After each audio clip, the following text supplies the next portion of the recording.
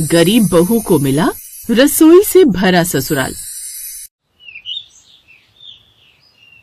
माँ, ये वाली देखो, ये वाली कैसी है? बहुत अच्छी, मुझे तो ये वाली बड़ी पसंद आ रही है मेरे बेटे अनमोल के लिए। ओह गॉड, माँ बाप भैया को ऐसी हाई हील्स वाली सैंडल पहनाओगी? उनके लिए हम कोई बढ़िया से शूज ले लेते हैं। अरे ओ बावली, मैं उस लड़की की बात कर रही हूँ जो शोरूम के बाहर कढ़ाई वाली चादर बेच रही है। वो गरीब लड़की? माँ, हो क्या आपकी चॉइस को? माना दिखने में सुंदर है लेकिन है तो गरीब ना। अरे किसी अमीर लड़की को अमीर घर से लाऊंगी तो वो बस मेरी प्रॉपर्टी और पैसों पर ही आंख रखेगी। ये कम से कम ऐसी नहीं होगी। मैं इससे बात करने जा रही हूँ तो इसकी बिलिंग करवा। रमोला बाहर उस लड़की के पास जाती है जो बेहद साधारण से सूट में चादर बेच रही।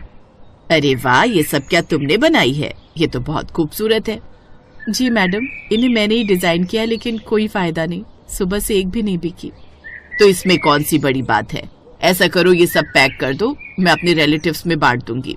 मैं जानती हूँ सबको बड़ी पसंद आएगी। थैंक यू मैडम, आप बहुत अच्छी हैं। मैं अभी पैक कर देती हूँ। सोनम के चेहरे पर जो मुस्कुराहट आती है उससे वो और भी सुंदर लगती है। सच बोलूं तो मैं तुम्हें अपने बेटे की पत्नी बनाना चाहती हूँ। क्या तुम मेरे बेटे से शादी करोगी? लेकिन मैडम, आप ऐसे कैसे? मेरा मतलब इसका जवाब मैं कैसे दूं? आप एक बार मेरी माँ से बात कर लीजिए। ठीक है, हमें अपने घर ले चलो।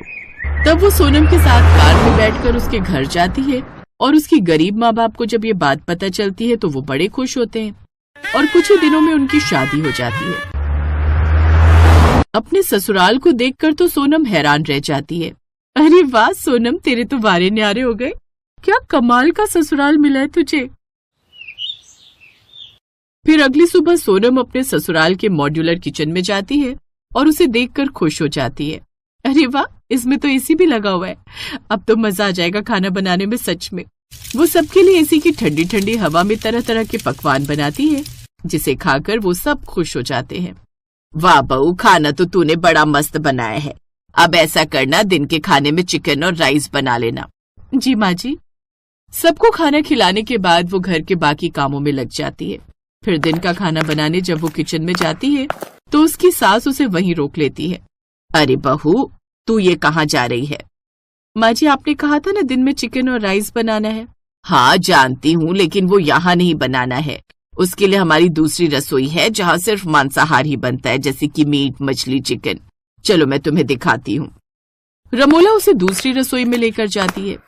ये हमारी मांसाहारी रसोई है जहाँ सिर्फ मांसाहारी बनता है, और जहाँ तूने सुबह खाना बनाया था ना, वो हमारी शाकाहारी रसोई है। अब तू जल्दी से हमारे लिए शाकाहारी रसोई में खाना बना दे। बेचारी सोनम अब मांसाहारी रसोई में जाकर खाना बनाती है और फिर बारी आती है शाम को ठाकुर जी को भोग लगाने की, तो उसकी सास उसे तीसरी रसोई में लेकर जाती है। बहू, इस रसोई में हमारे यहाँ के भगवान के लिए भोग लगाया जाता है।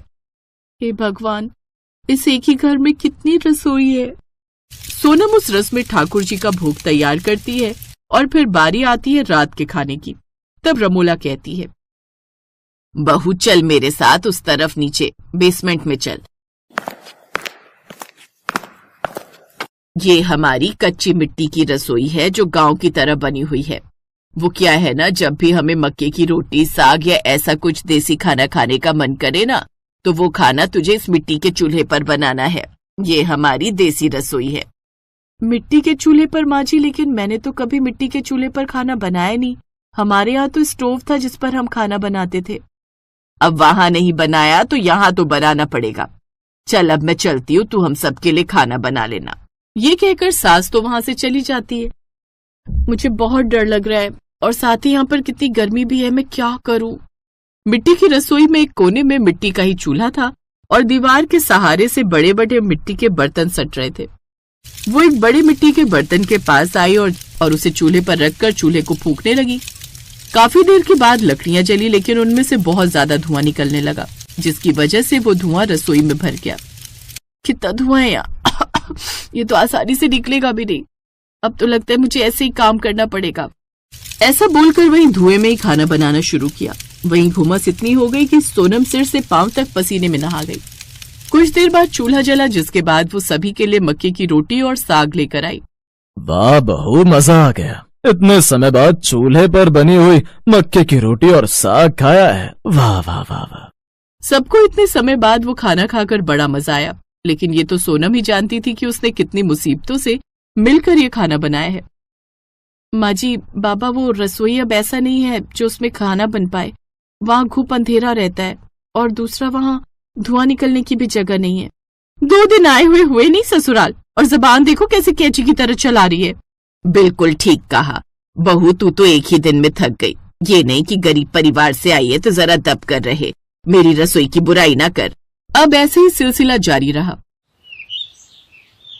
बेचारी सोनम सुबह से शाम अलग अलग रसोई में जाकर खाना बनाती रहती, जिसके बाद उसे वो साफ भी करनी पड़ती।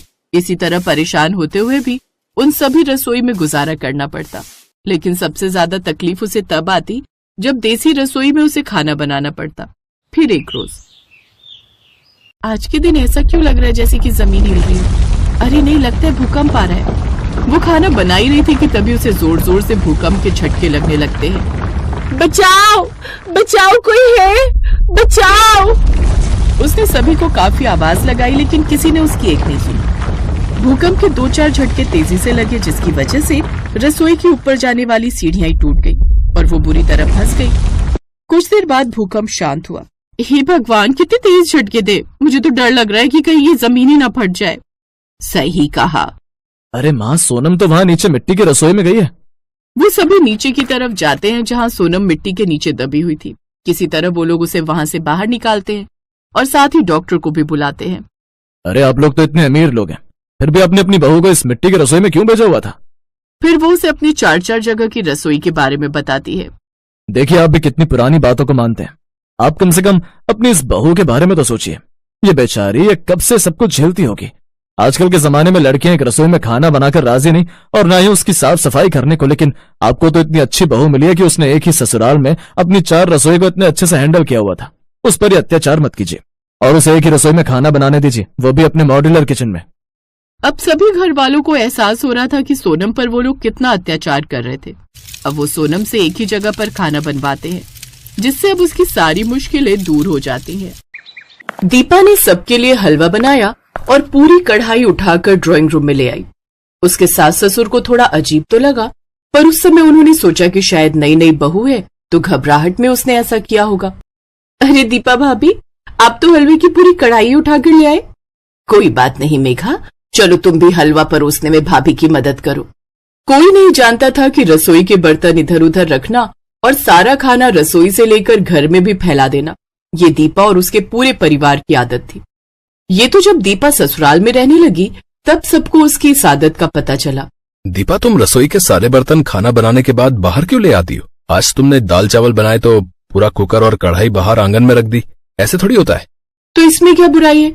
बार बार रसोई में जाने से अच्छा है एक ही बार में सारे बर्तन बाहर रख दो। हम तो अपने घर में ऐसे ही करते हैं। अब मैं ये थोड़ी है बार बार मैं रसोई में उठकर जाऊंगी कुछ चाहिए हो तो। सबके बार बार टोकने पर भी दीपा ने अपनी आदत को नहीं सुधारा।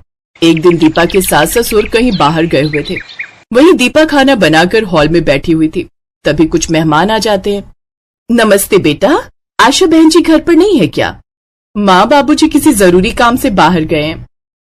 ऐसा है बेटा, हमारे बेटे जो है राहुल की शादी है। ये शादी का कार्ड है और मिठाई का डिब्बा। माँ पापा से कह देना कि सबने शादी में जरूर आना है।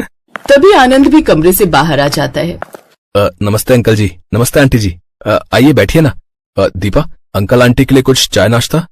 नहीं नहीं बेटा, मुझे लगता है आप खाने के लिए बैठे हो, फिर कभी आएंगे। अच्छा, शादी में सबने पहुंचना है, मम्मी पापा को बोल देना। कार्ड देने आए पति पत्नी अजीब सा मुंह बनाकर वहां से चले गए। दीपा की सास अगले दिन पड़ोस वाली के साथ बातें कर रही थी। क्या बात है आशा बहन, सुना है तुमने तो पूरे घर को रसोई बना दिया है। कल मिस्टर शर्मा और उनकी पत्नी तुम्हारे घर कार्ड देने आए थे ना? हाँ आए तो थे, क्या हुआ? वही बता रहे थे कि तुम्हारे घर जब कार्ड देने गए तो उनसे खड़ा भी नहीं हुआ गया। तुम्हारी बहू ने पूरे ड्राइंग रूम को रसोई बनाकर रखा हुआ था। जिधर देखो उधर खाने के बर्तन फैले हुए थे। मुझे तो मिसेस शर्मा ही बता रही थी, बोली उन्हें तो बहुत प्यास भी लगी थी, पर वहाँ तुम्हारे घर उन्होंने पानी भी नहीं पिया क्योंकि तुम्हारे घर में उनका रुकने का मन ही नहीं था। ऐसे कौन खाना खाता है आशा बहन? मैं बहू से इस बारे में बात करूंगी। अच्छा मैं चलती हूँ। दीपा की सास गुस्से से भरी हुई थी। वो जैसे ही अपनी बहू दीपा को खरी खोटी सुनाने के लिए जाने लगती है, तभी एक टैक्सी उनके दरवाजे पर रुकती है। टैक्सी में दीपा के मम्मी पापा और भाई बहन बैठे हुए थे। दीपा का मायका दूसरे शहर में था, इसलिए शादी के बाद उसके मायके वाले उसे मिलने और कुछ दिन उसके पास रहने आए थे। इस वजह से दीपा की सास उसे कुछ कह नहीं पाई। माँ पापा, ज्योति अमन, आप सबने तो मुझे सरप्राइज दे दिया। हाँ, सोचा शादी के बाद कुछ दिन तुम्हारे पास रह लेते हैं, तुम्हारे शहर में घूम लेंगे। अभी कुछ दिन काम तो था नहीं, इसलिए घर पर खाली ही बैठे थे, तभी तुमसे मिलने आ गए। बहुत अच्छा किया। दीदी, बहुत जोरों की भूख लगी है, कुछ बढ़िया खाने को मिल जाए तो मजा आ जाए। दीपा दीदी, मैं तो आपके हाथों के गरम गरम छोले भटूरे खाने के लिए तरस गई। मम्मी तो बनाती ही नहीं है। कोई बात नहीं, मैं अभी थोड़ी देर में सब कुछ बढ़िया तैयार कर दूंगी, तब तक आप लोग फ्रेश हो जाओ। आशा देवी ने सोचा भी नहीं था कि कुछ देर बाद उसके घर का नजारा क्या होने वाला है। अरे दीपा, मुझे प्याज टमाटर यहीं दे दे, मैं काट देती हूँ। हाँ माँ, मैं लाती हूँ। दीदी, मैं सलाद का सामान लेकर आती हूँ, आप मुझे बता दो कहाँ रखा है। वही फ्रिज में सब कुछ है, निकाल कर यहीं बाहर ले आओ। तीनों मिलकर बैठकर काम भी कर लेंगे और गप्पे भी मार लेंगे। ड्राइंग रूम की हालत देखने वाली थी। एक तरफ मेज पर आलू प्याज के छिलके बिखरे हुए थे और बाकी सब सब्जियां फैलाकर बैठी हुई थी। पूरे ड्राइंग रूम का नजारा देखने वाला था। भाभी, ये सब क्या है? पूरे ड्राइंग रूम को तो आपने रसोई बना दिया, सब कुछ गंदा हो गया है। अभी तो काम वाली सफाई करके गई थी और देखो ना, जगह जगह से पंखे से आटा उड़कर इधर उधर फैल रहा है। कोई नहीं, मैं अभी साफ कर दूंगी, बस हो ही गया। ज्योति गुस्से में अपनी मम्मी के कमरे में जाती है और सारी बात कह देती है। माँ, घर का क्या हाल हो गया? आपको भी पता है ये घर कम रसोई ज्यादा लगता है। जहाँ देखो वहाँ सब्जियां, बर्तन, आटा, दाल, चावल इधर उधर बिखरा ही रहता है।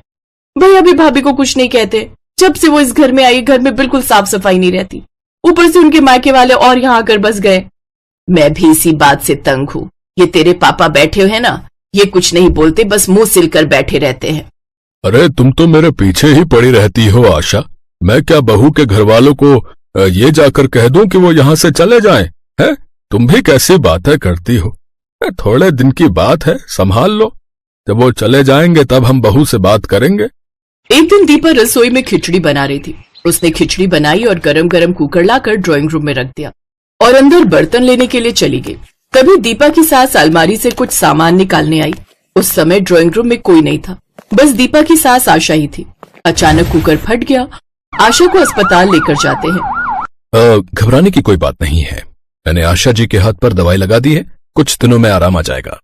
ये सब दीपा भाभी और इनके मायके वालों के कारण हुआ है। अगर इनमें जरा सी भी समझ होती तो ये इस तरह से लापरवाही ना करती। आज अगर माँ को कुछ हो जाता ना, तो बस मैं तो इनसे बिल्कुल रिश्ता तोड़ देती। सबका मूड खराब था, क्योंकि जो भी हुआ था बहुत गलत हुआ था। दीपा और उसके मायके वाले भी थोड़े घबराए हुए थे।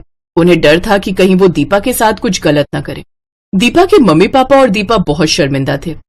समधन जी, जो भी हुआ बहुत गलत हुआ, पर आप हम सबकी गलतियों की सजा हमारी दीपा को मत देना। हम वादा करते हैं हम कभी भी यहाँ नहीं आएंगे। हम दीपा से दूर रहेंगे, पर आप दीपा को हमारे साथ मत भेजना। दीपा की आंखों में आंसू आ जाते हैं। दीपा फूट फूट कर रोने लगती है। दीपा बहू, मैंने तुम्हें कब कहा कि यहाँ से जाओ? मैंने तो कुछ भी नहीं कहा। गलती तो हर किसी से होती है, और फिर देखो तो मैं बिल्कुल ठीक हूँ। पर आगे से ध्यान रखना, जो चीज जहाँ के लिए बनी होती है हमें उसका इस्तेमाल वहीं करना चाहिए। चलो अब चुप हो जाओ, और आप सब भी इस तरह की बातें मत कीजिए। ये आपका ही घर है और जब भी चाहे आप यहाँ आ सकते हैं। और अभी आप सभी यहाँ से नहीं जाएंगे। अगले हफ्ते दीपा का जन्मदिन है, उसके बाद ही हम आपको जाने देंगे। माँ जी, आपको कैसे पता मेरा जन्मदिन है? आनंद ने बताया था। वो चाहता था कि तुम्हारे पहले जन्मदिन पर सरप्राइज रखे। आई एम सॉरी भाभी, मैंने भी बहुत ज्यादा बोल दिया। अब दीपा ने रसोई का खाना घर में फैलाने की आदत छोड़ दी। अब वो जो कुछ भी बनाती रसोई से ही थाली में परोस कर लाती, जिससे उसकी लाइफ में सब कुछ ठीक हो गया।